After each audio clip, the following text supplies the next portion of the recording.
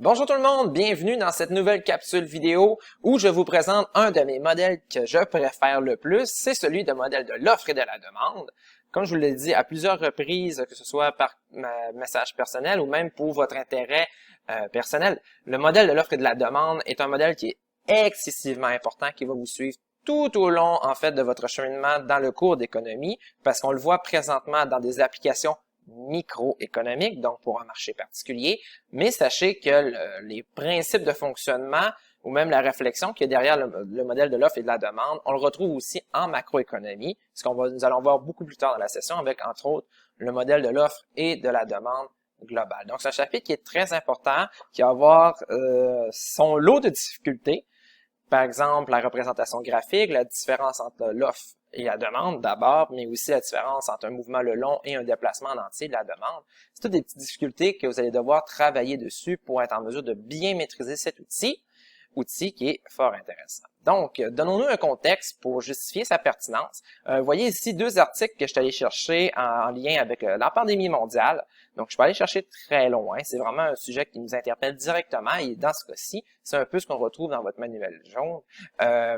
L'impact de la pandémie mondiale sur le prix de l'essence. En fait, le marché de l'essence est un marché qui varie beaucoup. Le prix fluctue, le prix à la pompe, entre autres, mais à partir du mois de mars, on a vu quelque chose qui ne s'était pratiquement jamais produit depuis des décennies, une chute vertigineuse du prix de l'essence. On est passé à 1,10 $, 1,15 $, à près de 55 sous le litre. C'est du jamais vu je pense pas me tromper en disant dans notre histoire, on n'a jamais vu une aussi grande diminution. On a vu des augmentations importantes, mais des diminutions, c'est excessivement rare. Donc, la question qu'on pourrait se poser, qui est totalement pertinente, c'est qu'est-ce qui va expliquer cette diminution du prix de l'essence au Québec? Entre autres, quels sont les différents facteurs qui vont expliquer pourquoi la demande ou l'offre variée sur le marché qui a causé une chute aussi importante du prix de l'essence. Puis pour pouvoir répondre à cette question-là, il y a différentes façons de le faire. Certaines personnes vont chercher à gauche, à droite sur Radio-Canada, etc., des explications déjà fournies. Alors que moi, ce que je vous propose aujourd'hui, c'est de, par vous-même, fournir une explication en utilisant un modèle économique, celui de l'offre et de la demande, pour expliquer ce phénomène. Donc, vous allez être en mesure, autour d'une table avec vos parents, d'expliquer pourquoi le prix de l'essence a diminué, sans même avoir besoin de faire des recherches qui sont excessivement complexes. Donc, le modèle de l'offre et de la demande, c'est quoi? Ben, c'est un modèle qui va chercher à expliquer comment fonctionnent les marchés en concurrence parfaite. Pour ceux qui se souviennent pas trop, c'est quoi un marché en concurrence parfaite? Je vous conseille de visionner, de revoir votre manuel ou de simplement revisionner la capsule la dernière capsule. Évidemment, le gros intérêt pour ma part du modèle de l'offre et de la demande, c'est que c'est très visuel. En fait, sur le coin d'une table avec un essuie-tout, vous pouvez être en mesure de faire une analyse digne d'un économiste, parce que c'est un outil qui est d'abord et avant tout graphique.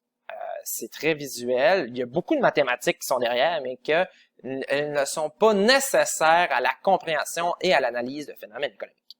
Donc, qui vise évidemment à comprendre, excusez-moi de la parenthèse, le comportement des consommateurs et des producteurs. Évidemment, nous tentons de comprendre comment ces agents économiques vont modifier leurs choix de consommation et de production lorsque les prix et d'autres facteurs changent. Donc, ça ici, là, c'est ce qu'on appelle des déterminants ou des facteurs. Parce qu'il faut comprendre que on a deux agents économiques, on a des consommateurs et on a des producteurs, et que ces deux agents économiques-là vont être influencés par des facteurs externes. Par exemple, les changements climatiques, les changements climatiques, mais pour une entreprise, mettons, une ferme, ben, les conditions climatiques sont très importantes. Puis ça va jouer sur les marchés. Donc, c'est entre autres ce qu'on va tenter d'analyser. Pourquoi on fait ça? Ben, c'est parce que le modèle de l'offre et de la demande est encore utilisé aujourd'hui. C'est un modèle qui est partout.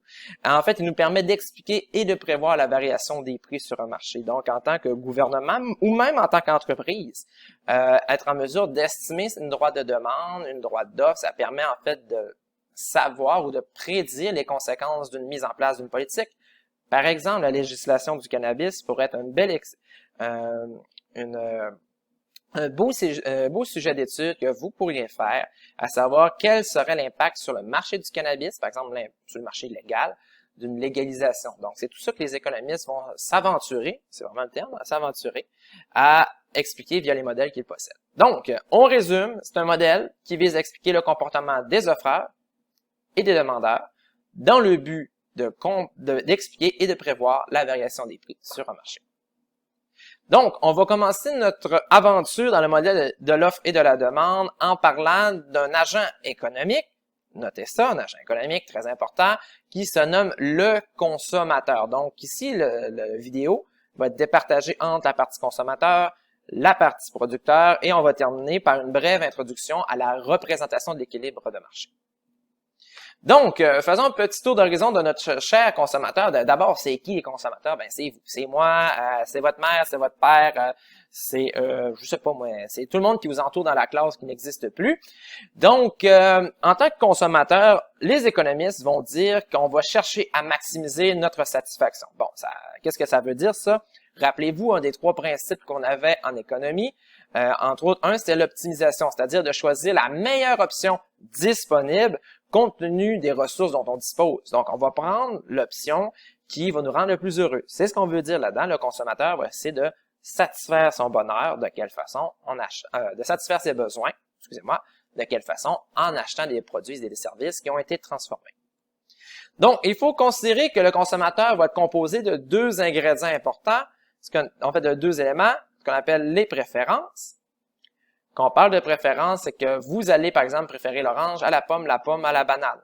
Ça, c'est important parce que ça va jouer sur votre comportement d'achat. Et un autre élément très, très important qu'on n'aimerait pas avoir, c'est la contrainte budgétaire. Donc, le consommateur dispose de ressources qui ici se nomment la contrainte, en fait, c'est de l'argent qu'on représente par une contrainte budgétaire. Donc, en modifiant soit les préférences, soit la contrainte budgétaire, on va voir que le consommateur va modifier son comportement. Donc, définition importante, qu'est-ce que représente la demande? Donc, on ne parle pas de la courbe, on ne parle pas d'une quantité demandée, c'est vraiment la demande. Donc, la fonction de demande va représenter quelle quantité le consommateur veut et peut acheter à différents prix. Ça, notez ça, c'est très, très, très important parce qu'il y a 2 éléments qui vont référer à ce que j'expliquais tout à l'heure. Le vouloir.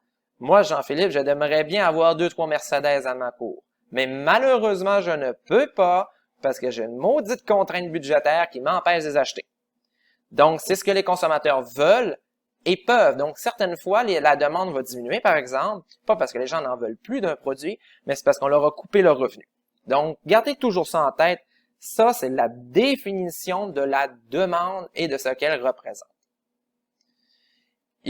Évidemment, il va être possible de représenter la demande à l'aide d'un graphique. Donc, c'est ce que je vous disais, c'est un modèle qui est visuel. Entre autres, on va avoir besoin de voir, il va y avoir 2 axes, là, un Y et un X. Les quantités demandées, c'est mes X en fonction d'un prix qui est mes Y. Donc, c'est les 2 variables qu'on juge pas les plus importantes, mais qui sont fondamentales pour le consommateur.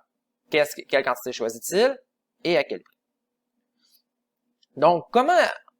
Ça, à toutes les fois, j'ai la difficulté à bien vous concrétiser c'est quoi la demande. Puis pour ce faire, ce que je faisais en classe historiquement, c'est que je vous faisais participer à une expérience en laboratoire où je vous donne un budget fictif et où vous devez acheter des biens et services pour manger et boire. Donc, l'idée pour comprendre la demande, ce qu'on faisait après, c'est que en fonction des différents prix des biens et services, on venait qu'à tracer une droite de demande. Donc, l'idée de la demande, c'est pour ça que j'ai mis une petite image ici, là. Pensez que c'est quelqu'un avec un sondage qui vient vous poser les questions suivantes. D'abord, lui, il y a une espèce de tableau. Le tableau s'appelle un barème de la demande. Donc, le barème, c'est quelle quantité que vous allez acheter en fonction de chaque prix. Donc, mettons, ils vont venir vous voir, ils vont vous dire, bon, ben, à 1 pièce, combien, je sais pas moi, de crayons tu veux acheter? Ben, on va en acheter 10. Bon, ben, ils notent comme ça, 1$, 10 unités. Parfait. Ils vont te revoir quelques jours après. Ils disent, à 2$, finalement, c'était combien? Ils disent, à 2$, ben là, ça commence à être cher. À 2$, ben, je vois rien que t'en achetais 7, là. À 3$, ben là, à 3$, tu commences à chérir un peu, là. C'est pas plus que 3, puis à 4$, ben, laisse faire tes crayons, on va les acheter ailleurs. Donc, ce que je viens de vous tracer là, de façon très, très, très imagée, oui, c'est d'un côté, on a les prix, et d'un autre côté, on a les quantités demandées. Ça, le tableau que je viens de vous dessiner, c'est le barème de la demande. Puis ce qu'on voit ici, c'est le prix, quantité demandée, c'est une fonction de demande. Simple que ça. Donc, pour poursuivre l'exemple, je vais juste la réexpliquer ici. Voici un barème de la demande pour le marché de l'essence. Moi, Jean-Philippe Boutin, votre professeur, j'ai décidé d'aller interroger différents étudiants. On a moi-même qui répond à mon propre sondage. On a Alexandra, étudiante dans un de mes cours, qui va répondre. On a Julien également, ainsi que Nadine, l'une de mes amies. Donc, vous voyez ce que j'ai fait. Je suis allé interroger, en fait, moi-même, j'ai rempli mon sondage. Voici différents prix en dollars de l'essence. Là, on s'entend que c'est des prix qui sont fictifs, hein, c'est pas les vrais prix. Bon. Voilà ce qui est arrivé. Je suis allé voir Alexandra. J'ai dit, bon, Alexandra, à 1 dollar, combien tu vas acheter de litres d'essence? Ça, c'est pas marqué, mais c'est par mois, là. Il faut pas exagérer, là. Donc, elle a dit, moi, tu sais, j'ai une voiture qui est comme assez économique, puis je reste pas du cégep, c'est 20 litres. Bon, 1,50 $, c'est 15. À 2 $, j'ai comme pas le choix de trop faire ma distance, fait que ça va être 15 aussi. Puis à 2,50 $, là, elle commence à grincher des dents, puis elle dit, là, je vais peut-être faire un bout en vélo, un bout en auto, puis à 3 piastres, elle dit, laisse faire. Même chose pour Julien. Julien, lui, il aime les voitures assez sport, qui consomment de l'essence. Fait que, individuellement, il va en demander plus. À 1 $, il en prend 30, à 1,5, 15. Donc, vous voyez, c'est ce qu'il m'a répondu. Mon amie Nadine, qui possède une voiture, elle, dans le fond, c'est pas une voiture, c'est une moto. Petite moto. Elle met toujours 5 litres dedans. Puis, à 2 piastres, elle dit, je reste à côté du cégep, ça vaut pas vraiment la peine. Sert sa moto. Donc, au-delà de tous ces détails, un peu futiles, ce qu'il faut en comprendre, c'est ce que je viens de vous montrer. Ça, c'est un barème de la demande pour le marché de l'essence. Donc, ce sont tout ça, là, ce qu'on appelle les fonctions de demande. Ça, c'est des demandes individuelles. Donc, la demande, je vous disais, qu'est-ce que ça représente? C'est pour chaque prix, quelle est la quantité demandée selon le budget et la volonté des gens. Donc, ça, vous connaissez maintenant, moi, selon mon budget que je vous dis pas aujourd'hui, vous n'avez pas besoin de le savoir, quelle quantité d'essence je prendrais en fonction du prix. C'est ce qu'on appelle les fonctions de demande individuelles. Donc, la demande individuelle, ce sont des acheteurs potentiels, donc ce ne sont pas tous des acheteurs réels. Puis, elles veulent montrer la relation entre la quantité totale et le prix du marché. Oups, ça, c'est pas quantité totale, mais la quantité demandée individuelle. Et le prix du marché. Toute chose étant égale par ailleurs. Quand on parle que toute chose étant égale par ailleurs, ça veut dire, ça, je vais vous mettre une explication un peu plus détaillée. C'est un élément très important. C'est une photo, aujourd'hui, je pense qu'on est mettons, on va dire le 28 septembre. Aujourd'hui, le 28 septembre, mes revenus ne changeront pas, mes préférences non plus. Donc, ça veut simplement dire que tout demeure pareil, sauf la seule chose qui a varié ici, c'est la seule chose qui a varié ici, c'est le prix. Et c'est le prix qui va causer une variation de mes quantités demandées. Ici, entre 1,50 $et entre 1 $ et 1,50 $, mes revenus n'ont pas changé. La seule chose qui a changé, par contre, c'est le prix. Donc, attention dans le ceteris paribus. Et les demandes de marché, ce que les économistes vont chercher à mesurer, parce que c'est ça qui nous intéresse, individuellement, pas tant, c'est vraiment plus les marchés, ça va être une agrégation, donc ça va être la somme de toutes les demandes, les demandes individuelles. Donc, c'est ce que représente la demande de marché. Donc, elle va montrer, c'est ce qui a été marqué ici, la relation entre la quantité totale et le prix du marché, toutes choses étant égales par ailleurs toujours. Ici, vous en avez un exemple, ce que nous avons fait. Prenons ici l'exemple. On a fait 80 plus 20 plus 30 plus 5. On sait qu'à 1 $, sur mon marché qui est composé de 4 individus, disons A, B, C, D, à 1 $, on a 135 litres d'essence demandés. On se fout éperdument de savoir que Nadine en consomme 5. En fait, ce qui nous intéresse, c'est celui du marché.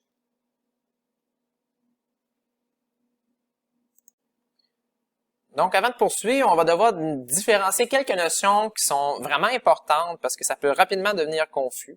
En fait, ce que vous voyez ici présent, c'est un graphique. Habituez-vous à le voir, vous allez voir à de nombreuses occasions. Pour ce type de graphique-là, c'est un graphique à 2 axes dans lequel on va normalement représenter ici ce qu'on appelle les prix, normalement exprimé en une unité monétaire qui est ici le dollar, et évidemment ici les quantités, qui sont normalement exprimés en unités. Par exemple, dans notre cas, nous, de l'essence, ce sont des litres. Donc, reprenons l'information que nous avions. Le barème de la demande, qu'est-ce que ça représente? C'est le tableau qui indique la quantité demandée. Donc, ce qu'on retrouve ici. En fonction du niveau des prix. Donc, ce qu'on retrouve ici. Voilà. Oui, on n'y est pas encore. Donc, quantité, évidemment, ce qui est important de faire lorsqu'on trace un graphique de l'offre et de la demande, je vais marquer ici en 1, on identifie les axes. Ça, c'est vraiment important, hein, parce que ça va vite devenir un problème. Vous allez, des gens vont m'inverser les axes, ils vont me mettre des noms qui ont vraiment aucun rapport. Donc, c'est toujours les mêmes axes, c'est prix et c'est quantité, point. Ensuite, en 2, on va donner un nom au graphique. Nom graphique, ça, c'est vraiment important parce que vous allez avoir plusieurs graphiques. Si ce serait, par exemple, le marché de l'essence. Ça n'a pas besoin d'être compliqué, là. Donc, c'est vraiment le marché de l'essence. Le troisième étape qui est importante, on va graduer. On va graduer le graphique. Quand on parle de graduer, on va mettre des chiffres. Mais pour pouvoir mettre des chiffres, ça, je vous dis, il faut que je vous donne un tableau. On peut utiliser le modèle de l'offre et la demande sans avoir besoin de tableau. Dans ce cas-ci, on en a un, on va s'en servir. Donc, ça va de 0 jusqu'à un maximum de 150. Donc, on va diviser ça en 3. Là, je fais ça rapidement. Là. Vous pouvez prendre le temps avec une belle petite règle de faire les bonnes choses. Jusqu'à 3 $, la moitié étant 1,50 $. Donc, ici, ça va être 1. Excusez. Ici, ça va être 1, 2, et voilà, ainsi de suite. Donc, voilà les étapes les plus importantes de fait. Maintenant, on va tracer un autre élément important qui s'appelle la courbe de la demande. La courbe de la demande, là, elle, là, je vais changer ma couleur. On va prendre une petite couleur verte. Elle va représenter graphiquement la quantité d'un bien pour chaque niveau des prix. Donc, à 1 $, ici, on va regarder, ça fait 135 unités, donc 125, un petit peu plus ici. À 1,50 $, donc je regarde 1,50 $, ça m'en fait 95. À 2 $ ici, comme vous voyez, ça m'en fait 75, donc à peu près à moitié. À 2,50 $, ça m'en fait 55, donc ici. Et à 3 $, je ne suis plus qu'à 30 unités. Donc, on a une espèce de courbe, là, je la fais, elle croche un peu, mais c'est pas grave. Et quatrième étape importante, la droite qu'il faut dessiner, plus son nom. Ça, c'est très important. Ça, c'est la droite de la demande. Donc, une droite de la demande représente pour chaque niveau de prix, donc à 3 $, quelle sera la quantité demandée des consommateurs sur un marché particulier. Évidemment, là, moi, je vous dis, là, faites-vous une espèce d'étoile, là, ça, ces deux notions-là, là, c'est fou comment est-ce que c'est mélangé. Quand on parle de quantité demandée, là, c'est vraiment sur un marché particulier, quelle quantité les consommateurs vont acheter pour chacun des niveaux des prix. Donc, c'est ce que les consommateurs sont prêts à acheter et ce qu'ils veulent acheter. Par exemple, lorsqu'on va dire que les revenus augmentent d'un consommateur, on ne pourra pas dire que la quantité demandée va augmenter. Ce qu'on va dire à la place, c'est que toutes les quantités demandées à tous les niveaux des prix vont augmenter parce que maintenant, vous avez un budget plus important. Donc, au lieu de parler d'un point particulier, ça va être l'ensemble de la courbe de la demande. Donc, juste pour être certain qu'on distingue bien les choses. Et de toute façon, vous allez pouvoir consulter une capsule vidéo que je vous montre vraiment la différence entre les deux. Donc, ça, un point précis, ça lie un prix, virgule, une quantité demandée précise. Donc, la quantité demandée, c'est ce qu'on retrouve sur l'axe ici. Donc, si par exemple, la demande, les prix baissent, donc ils passent de 3 $ ici à 1 $, on va dire que la quantité demandée, qui est maintenant rendue ici, qui est le prix ici, virgule, c'est plutôt l'inverse, là, c'est QD, excusez-moi, virgule P. Ici, ça va être la même chose, donc on va dire qu'on est à 135,1 $, juste ici. Donc, on va dire que la quantité demandée a diminué. Donc, c'est un mouvement qu'on dit le long. Donc, on va parler de la quantité demandée. Si on parlait, par exemple, d'une augmentation de revenus, ça va être une chose, ça va être un déplacement, parce qu'à tout niveau de prix, ce qu'on va voir, c'est que la quantité demandée peu importe le niveau des prix, il va être plus important. Donc, on va avoir carrément une nouvelle droite de demande. Mais ça, je vous invite à consulter la petite capsule vidéo qui va préciser davantage avec un exemple de crème glacée la différence entre ces deux notions-là. Donc, important, pourquoi est-elle négative? Vous voyez mon système d'étoiles qui revient de plus belle. Il y a deux raisons principales, deux raisons qui affectent notre comportement de consommateur. Puis quand on parle de négatif, là, c'est vraiment, regardez, ça a le sens que ça le diminue. Donc, la pente ici, de ma droite, est inférieure à 0. Tu sais, quand on faisait des équations de même, là, y à x plus b, eh bien, mon petit a ici, c'est un négatif. Donc, ça veut dire que si le prix augmente, l'inverse, la quantité demandée va diminuer. C'est ça que ça veut dire négatif. Donc, deux événements qui sont corrélés négativement ensemble. Donc, pour ça, il va y avoir deux explications. Ce qu'on appelle l'effet de substitution et on va voir l'effet de revenu. Mais avant tout, commençons par l'effet de substitution. L'effet de substitution, c'est lorsque le prix d'un bien augmente. Par exemple, on va donner un exemple concret. On va voir Pepsi versus, par exemple, Coke, qui sont deux biens qu'on pourrait remplacer, que certains vont jurer par Dieu qu'ils sont Coke ou Pepsi, mais dans les faits, c'est carrément deux substituts. Donc, lorsque le prix d'un bien augmente, les acheteurs vont moins acheter de ce bien et augmenter l'achat du bien substitut. Donc, si les prix, par exemple, de Pepsi augmentent, ce qu'on va avoir tendance à faire, c'est deux choses. Un, on va réduire la quantité demandée de Pepsi. Donc, on va diminuer. Et d'un autre côté, peu importe le prix de mon alternative, qui est Coke, ben, on va parler que la demande pour le Coke, lui, va augmenter. Parce qu'il va y avoir une masse de consommateurs qui, peu importe présentement le prix de Coke, vont délaisser Pepsi au profit de Coke. Donc, effet substitution, on remplace un produit par un autre. C'est vraiment ça que ça veut dire. Maintenant, la deuxième explication, donc ça serait explication 1. Ça, c'est l'explication 2. Vous voyez ici.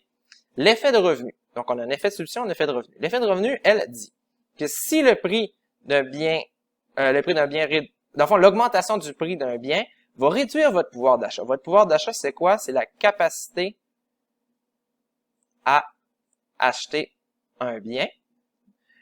Donc, si les biens coûtent tout plus cher, ben, veut pas, puis que votre revenu demeure le même, ben, vous allez pouvoir en acheter moins. Exemple concret, moi, je possède, par exemple, un budget de 50 $ au département pour des crayons.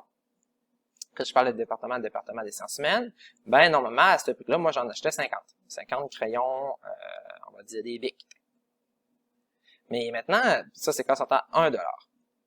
Mais maintenant qu'il monte à 2 $, il va se produire le phénomène qu'on appelle un effet de revenu. J'ai toujours un revenu qui est de 50 $. Ça, c'est mon budget.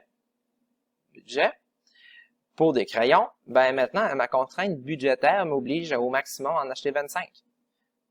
Donc, c'est ce qu'on appelle l'effet de pouvoir d'achat. Si je ne substitue pas le produit, dans la pire des situations, en fait, je vais marquer ça ici, on va réduire la quantité demandée du produit. Simplement parce qu'on n'a plus l'argent pour le faire. Donc, c'est ensemble ces deux effets-là qui vont faire en sorte, entre autres, qui expliquent pourquoi la pente, elle est négative. La loi de la demande. Donc, on a parlé de la fonction de la courbe de demande qui, je vous rappelle, représente ce que les consommateurs veulent et peuvent acheter à différents niveaux de prix. Eh bien, il y a une loi. Et ça, là, ça a 3 étoiles, j'en rajouterais 5 si je pouvais. C'est une loi. Donc, c'est quelque chose qu'on retrouve dans la nature qui a été validé de nombreuses fois. C'est celle de la loi de la demande. Ceteris paribus, qui signifie toute chose égale, donc, en considérant seulement les éléments que je vais dire, si le prix d'un bien augmente, ça va impliquer que la quantité demandée du bien diminue. Et c'est logique. Plus une chose devient dispendieuse, moins on veut cette chose. Pour deux raisons. L'effet de substitution, donc plus un objet est dispendieux, plus je vais me tourner vers ses alternatives. Et l'autre phénomène, ben ça, c'est même si je veux continuer d'acheter la même quantité de produits, ma contrainte budgétaire va m'en empêcher.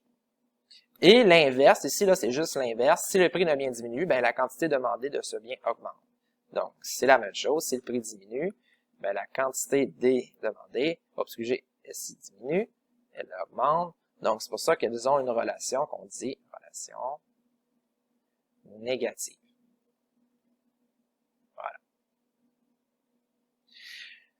Donc, un mouvement le long, la courbe de demande.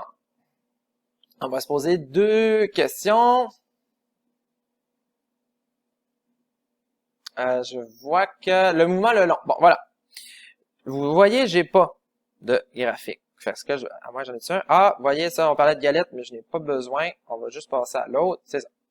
Donc, prix de galette, on dit toujours en général que la demande, elle a une pente négative. Donc, demande, je vous rappelle, marché des galettes. Donc, ici, là, ce qui est important, c'est que, vu que je parle d'une variation, donc quand on parle de variation des prix, par cœur, dites-vous que c'est un mouvement le long. Donc, quand on parle de mouvement le long, c'est qu'on va se déplacer sur ma courbe. Puis, pour l'exemple, on va dire, par exemple, j'ai un prix, j'ai une quantité, j'ai 1, 2, 3, 4 $, j'en ai une à 20, j'en ai un à 10, j'en ai un à 5, j'en ai un à 1. Donc, on dit, par exemple, une augmentation du prix. Je vais juste changer mon crayon de couleur que vous voyez ici. Je vais passer de 1 à 2 $. Oups, vous voyez que j'ai fait une petite erreur. Là, c'est pour ça que c'est important de graduer. Comme ça. Ça, on va dire que c'est 1, on va dire que c'est 2, 3, 4. Mon maximum à 1 est à 20, donc 20 est à peu près ici. Vous voyez, là, je le fais vraiment rapidement à main levée. Vous prenez la peine de bien faire les choses. Donc, au départ, on est ici. On va dire le point A. Ça, c'est le point B. Je vais même le mettre en rouge pour être cohérent avec la présentation et les couleurs. A, B.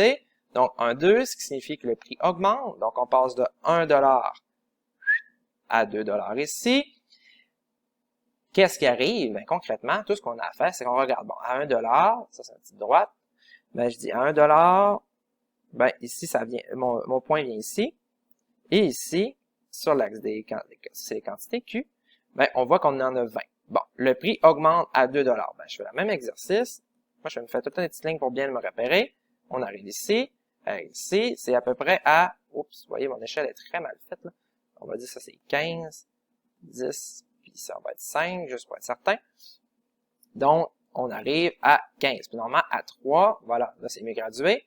Donc, je récapitule. Une augmentation du prix, qu'est-ce qui arrive? Ben, on dit que c'est un déplacement qui est le long, parce qu'on se situe toujours. Il n'y a pas, on n'a pas de nouvelle quantité demandée pour le même prix. Donc, à 2 $, j'ai pas une nouvelle quantité qui s'est rajoutée ici à 20. C'est toujours les mêmes quantités, c'est juste qu'on a une augmentation du prix. Concrètement, j'aurais été interroger des gens à cafétéria, ils m'auraient donné ce genre d'informations-là. Lundi matin, on met un prix à 1 $, on s'aperçoit qu'il y a 20 personnes. Le mardi matin, ou le mardi suivant, on augmente, on double les prix, mais on s'aperçoit maintenant que vous êtes plus 20 cafétéria, mais plutôt 15 à vouloir acheter des galettes. Donc, c'est ce qu'on appelle un mouvement, le long, donc un mouvement vers le haut et, dans ce cas-ci, la gauche. Là, je vais juste pas me mêler, ça c'est la droite. Donc, un mouvement vers le haut et la gauche, ça symbolise une diminution. Pourquoi une diminution? Parce que c'est la quantité demandée qui diminue. Ici, on ne parle pas de diminution du prix. Attention, petite subtilité. On va changer les choses. Maintenant, on va partir de la situation où il y a une diminution du prix. Donc, on se demande, quand les prix diminuent, qu'est-ce qui arrive? Ben là, vous pouvez vous demander, ben si les prix diminuent, normalement, je vais en acheter plus. Ben, c'est ce qu'on va voir. À 4 $, nous étions à 5. Donc, ça, c'est à 5 $ ici. On va être maintenant rendu, là, je me fais des petites flèches pour voir la situation à ici. Donc, je retourne, je regarde, 10. Puis, de toute façon, dans mon tableau, ça me l'indique, hein. 4, j'étais à 5, à 3 $, j'étais à 10. Bon, ben, quel est l'impact sur le marché? Bon, on voit que la quantité, ici, je vais marquer, quantité demandée augmente, tandis qu'ici, en rouge, ce qu'on voyait, c'est que la quantité demandée augmente. Je le sais, on joue sur l'axe des X dans ce cas-ci. Donc, c'est ça la distinction. En fait, ça, c'est un mouvement qu'on appelle le long. Dans la prochaine capsule vidéo, on va parler des déterminants. Donc, des différents facteurs qui vont affecter l'ensemble des acteurs sur le marché, des consommateurs, des producteurs, qui, lui, va déplacer la courbe en entier.